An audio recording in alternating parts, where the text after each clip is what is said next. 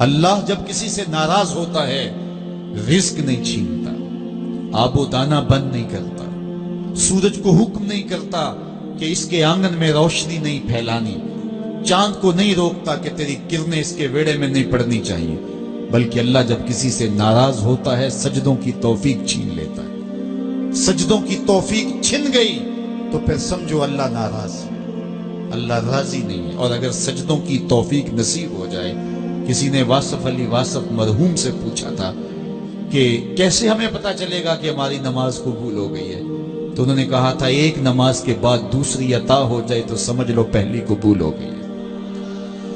تو نمازوں کا نصیب ہونا یہ اللہ کی رضا اور اللہ کی خوشنودی کی دلیل ہے، اور سجدوں کی توفیق کا چھن جانا یہ اللہ کی ناراضگی کی دلیل ہے۔ میں اور آپ دیکھیں کہ ہم کہاں کھڑے۔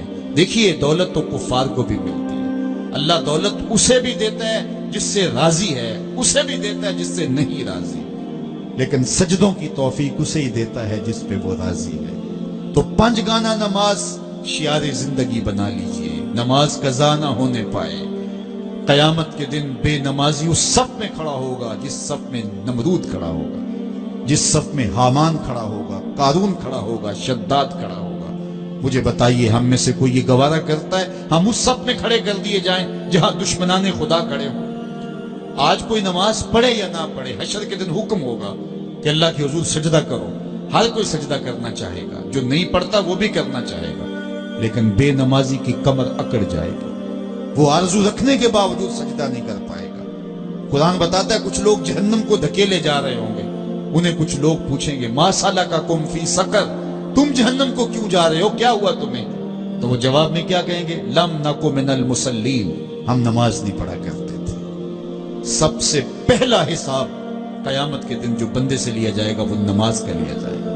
پہلا سوال بندے سے یہ ہوگا۔ یا چڑیاں بھی رب کی تسبیح بولیں اور اشرف المخلوقات سویا رہے، جب صبح کا وقت ہوتا ہے حشرات الارض بھی بلوں سے نکل کے رب کی تقدیس کے ترانے پڑھ رہے ہوتے ہیں۔ درختوں کی شاخوں پہ چڑیاں پرندے وہ بھی اللہ کی تقدیس کے ترانے پڑھ رہے ہوتے ہیں، حشرات الارض بھی اس کی تقدیس کے گیت گا رہے ہوتے ہیں، اور اشرف المخلوقات خراٹے لے رہا ہو، اس سے بڑی بد نصیبی کیا ہو سکتی ہے؟ آئیے 5 گانا نماز شعار زندگی بنا لے۔ اس مجلس میں اگر کوئی بے نمازی ہے تو آج عزم مصمم کر کے یہاں سے لوٹے کہ آج کے بعد نماز نہیں چھوڑوں گا۔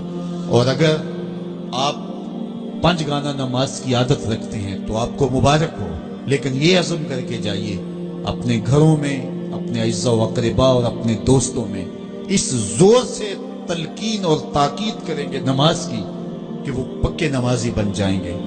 بندہ بندگی سے سجتا ہے، زندگی آمد برائے بندگی، زندگی بے بندگی شرمندگی۔ اگر زندگی میں بندگی نہیں تو زندگی کے پلے ہے کیا؟ علماء نے لکھا ہے کہ یہ سارے درخت حالت قیام میں ہیں، چوپائے حالت رکوع میں ہیں، مینڈک تشہد میں ہے، اور حشرات الارض سجدے میں ہے، اور انسان اشرف المخلوقات ہے۔ اس کی عبادت میں درختوں کا قیام بھی رکھا گیا، اور رکوع بھی رکھے گئے، اور سجدے بھی رکھے گئے، اور قعدے بھی رکھے گئے، اس لیے تاکہ اس کی عبادت تمام مخلوقات کی عبادات کی جامع بن جائے۔ لیکن اس کے باوجود اللہ کے حضور سجدہ ریز ہونا پسند نہ کرے تو بتائیے کیسے رحمتیں اس کے اوپر اتریں گی؟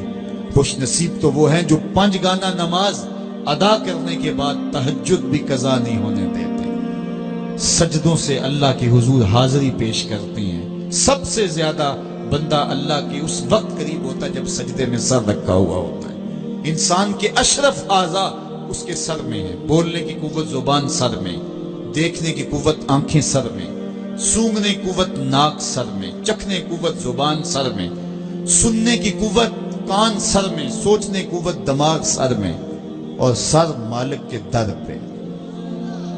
ناک بھی رگڑ رہا ہے، پیشانی بھی رگڑ رہا ہے، اور زبان سے کیا کہہ رہا ہے؟ سبحان ربی الاعلی، مالک مجھ سے نیچے کوئی نہیں، تیرے سے بالا کوئی نہیں۔ انسان کو بندگی کا ذوق جب نصیب ہو جاتا ہے، جب اس کے حضور بندہ جھکنے لگ جاتا ہے تو پھر وہ کسی کے آگے نہیں جھکتا۔ وہ ایک سجدہ جسے تو گراں سمجھتا ہے، 1000